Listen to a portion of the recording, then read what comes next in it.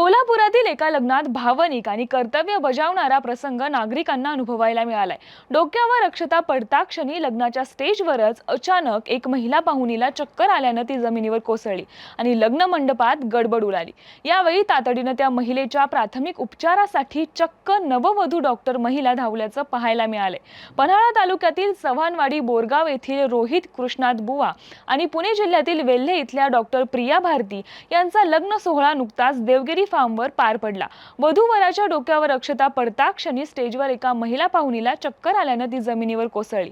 यावेळी वधूच्या पोशाखातच डॉक्टर नवरीनं तातडीनं कर्तव्य निभावत त्या महिलेवर प्राथमिक उपचार केलेत। नववधू डॉक्टर प्रिया भारती स्वतःचं लग्न असतानाही कर्तव्य निभावायला विसरल्या नाहीत। त्यांनी तत्परतेनं या महिलेवर प्राथमिक उपचार करून त्यांची प्रकृती स्थिर केली।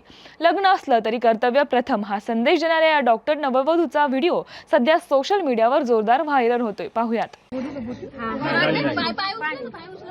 पाय उचला पाय फोल्ड नाही करायचं वर उचलायचं बरं वाटतंय आता आहे 2 मिनिटं थांब काही खाल्लंय का सगळं तसं